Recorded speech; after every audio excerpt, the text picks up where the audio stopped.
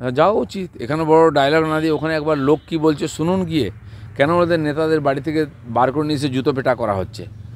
টিএমসির যে কীর্তি, প্রত্যেকটি নেতার কাছে এই লোকে এরকম প্রত্যাশা চাইছে যারা একদিন অত্যাচার করেছে। এদিকে বলছে কিছুই হয়নি, কোনো এফআইআর নেই, আর বাড়ি থেকে ডেকে ডেকে নিচে টাকা ফেরত দেওয়া হচ্ছে। কার জমি, কার টাকা, কার পুকুর সব দখল করে রেখেছে। এখন মানা হচ্ছে, একটা এফআইআর পুলিশ নেয় না কারোর বিরুদ্ধে, কারণ শাহজাহান না বললে পুলিশ হবে না। তো পাঁঠার ইচ্ছায় তো কখনো কালী পুজো হয় না। আজ যখন এফআইআর নেওয়া শুরু হয়েছে, ডজন ডজন এফআইআর শুরু হয়ে গেছে। ডিজিকে ডেলি জার্নি করতে হচ্ছে, ডেলি প্যাসেঞ্জারি করতে হচ্ছে। কেন এই পরিস্থিতি তৈরি হলো? গ্রামগঞ্জের মানুষ কী অবস্থায় আছে? গায়ের জোরে মিডিয়াকে চমকে, বিরোধীদেরকে চমকে কদিন চুপ করে রাখা যাবে?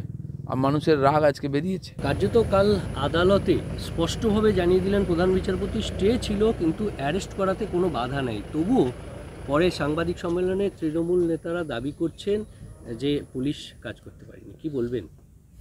না, এটা সবাই জানতো, কেন ধরা যাচ্ছে না, কারা লুকিয়ে রেখেছে, খালি টিএমসি জানতো না আর পুলিশ জানতো না। কোর্ট কখন বলেছে যে তাকে অ্যারেস্ট করা যাবে না? কোর্টই বলছে ধরে নিয়ে আসো শয়তানটাকে।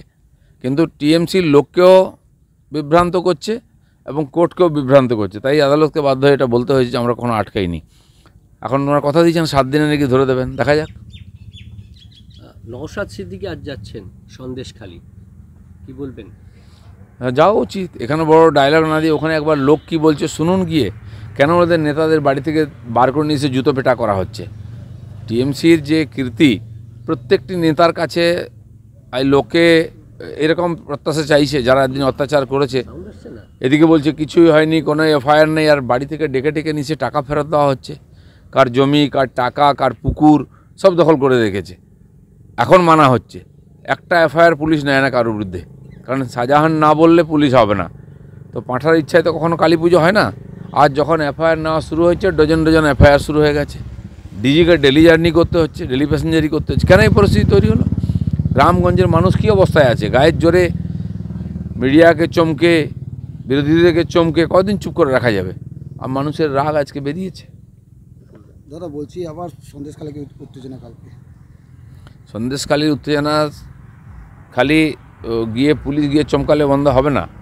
এক তো ওখানকার অপরাধী শাহজাহান সহ সবাইকে অ্যারেস্ট করতে হবে, তাতেও হবে না। প্রত্যেকটি নেতা ওখানে মানুষের উপর অত্যাচার করেছে, লুট করেছে, তাদেরকে সাজা দিতে হবে। গরিব মানুষ একদিন চুপ করেছিল, আর দেওয়ালে পিঠ ঠেকে গেছে, বলতে বাধ্য হচ্ছে ওরা। তাদের ভয়টাও কেটে গেছে, কোনো হারাবার আর কিছু নেই ওদের কাছে। দাদা মুকুল রায়কে আবার জেরা করলো ইডি, ঘন্টা 2 কাঁচরাপাড়াতে চিটফান্ড মামলা। বিভিন্ন বিষয়ে যাদের উপরে কমপ্লেন আছে জেরা তো চলবেই। দাদা এবার কতগুলো প্রশ্ন, সেটা হচ্ছে আমাদের চ্যানেল 24 ঘন্টাকে গতকাল নুসরাত জাহান একটা এক্সক্লুসিভ ইন্টারভিউ দিয়েছেন। তিনি বলছেন যে দল তাকে ওখানে যেতে বারণ করেছিল, কারণ তিনি তো ওখানকার কিছু জানেন না। ওখানে যে একটা সমান্তরাল প্রশাসন চালাচ্ছিল শাহজাহান এবং তার সঙ্গী সাথী শিবু হাজরা, উত্তম সর্দার, এরা উনি জানতেন না। উনি যতবার ওখানে গেছেন সমাজসেবা করতে গেছেন, কিন্তু এই প্যারালাল সমান্তরাল প্রশাসন সম্পর্কে কিছু জানা ছিল না বলেই উনি সন্দেশখালী ইন্টেনশনালি যাননি। না, কেন উনি লোককে কথা দিয়েছিলেন? উনি এমপি হয়েছেন, মানুষ ওদেরকে ভরসা করে ভোট দিয়েছে, আর উনি কিছুই জানেন না, কোন জগতে থাকেন। উনি পার্লামেন্টেও যান না, উনি ক্ষেত্রেও যান না, লোকে ওনাকে খুঁজছে। আর টিএমসি এই ধরনের লোকেদের নিয়ে এসে মানুষকে ধোঁকা দিয়েছে। আবার যখন তারা ভোটে দাঁড়াতে চাইছেন না, কারণ তাদের লাইফস্টাইল আর এই রাজনীতির সময় মেলে না, তারাও বাধ্য। তারা যে কাজ করেন, সিনেমা ইত্যাদি, তাতে সময় দিতে হয়, সেটা একটা পেশা, 24 ঘন্টার কাজ। রাজনীতিও 24 ঘন্টার কাজ। তাদের মুখ দেখিয়ে ভোট নিচ্ছে টিএমসি, আর মানুষকে পরিষেবা থেকে বঞ্চিত করছে। দেবকে নিয়ে বিতর্ক তৈরি হয়েছে, মিমি বলছেন আমি আর এর মধ্যে নাই, কারণ মানুষের যে চাপ সেটা নিতে হয়।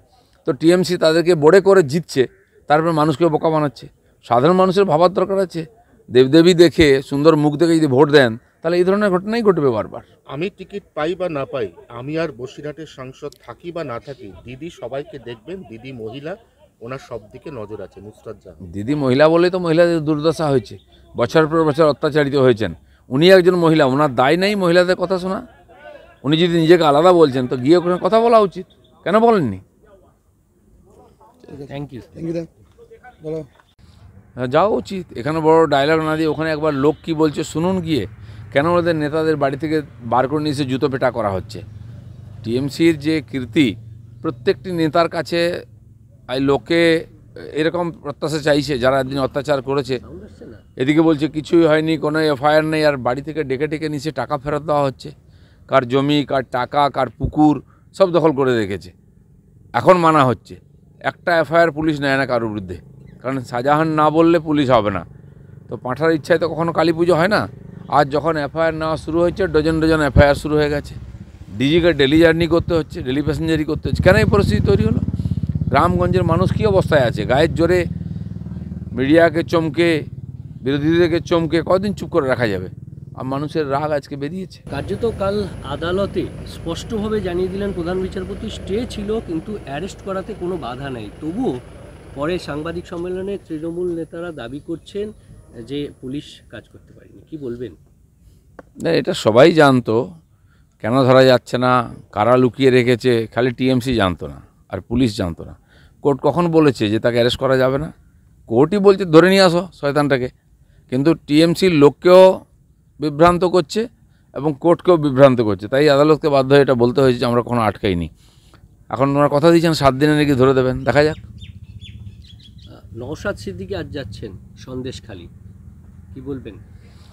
যাওয়া উচিত। এখানে বড় ডায়লগ না দিয়ে ওখানে একবার লোক কি বলছে শুনুন গিয়ে। কেন ওদের নেতাদের বাড়ি থেকে বার করে নিয়ে এসে জুতো পেটা করা হচ্ছে? টিএমসির যে কীর্তি, প্রত্যেকটি নেতার কাছে এই লোকে এরকম প্রত্যাশা চাইছে যারা একদিন অত্যাচার করেছে। সাউন্ড আসছে না? এদিকে বলছে কিছুই হয়নি, কোনো এফআইআর নেই, আর বাড়ি থেকে ডেকে ডেকে নিচে টাকা ফেরত দেওয়া হচ্ছে। কার জমি, কার টাকা, কার পুকুর সব দখল করে রেখেছে। এখন মানা হচ্ছে, একটা এফআইআর পুলিশ নেয় না কারোর বিরুদ্ধে, কারণ শাহজাহান না বললে পুলিশ হবে না। তো পাঁঠার ইচ্ছায় তো কখনো কালী পুজো হয় না। আজ যখন এফআইআর নেওয়া শুরু হয়েছে, ডজন ডজন এফআইআর শুরু হয়ে গেছে। ডিজিকে ডেলি জার্নি করতে হচ্ছে, ডেলি প্যাসেঞ্জারি করতে হচ্ছে। কেন এই পরিস্থিতি তৈরি হলো? গ্রামগঞ্জের মানুষ কী অবস্থায় আছে? গায়ের জোরে মিডিয়াকে চমকে, বিরোধীদেরকে চমকে কদিন চুপ করে রাখা যাবে? আর মানুষের রাগ আজকে বেরিয়েছে। দাদা বলছি আবার সন্দেশখালী উত্তেজনা কালকে। সন্দেশখালীর উত্তেজনা খালি গিয়ে পুলিশ গিয়ে চমকালে বন্ধ হবে না। এক তো ওখানকার অপরাধী শাহজাহান সহ সবাইকে অ্যারেস্ট করতে হবে, তাতেও হবে না। প্রত্যেকটি নেতা ওখানে মানুষের উপর অত্যাচার করেছে, লুট করেছে, তাদেরকে সাজা দিতে হবে।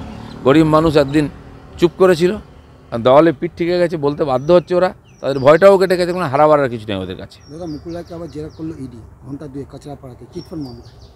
বিভিন্ন বিষয়ে যাদের উপরে কমপ্লেন আছে জেরা তো চলবেই। দাদা, এবার আমি টিকিট পাই বা না পাই, আমি আর বসিরহাটের সাংসদ থাকি বা না থাকি, দিদি সবাইকে দেখবেন, দিদি মহিলা, ওনার সব দিকে নজর আছে। নুসরাত জাহান। দিদি মহিলা বলেই তো মহিলাদের দুর্দশা হয়েছে, বছর পর বছর অত্যাচারিত হয়েছেন।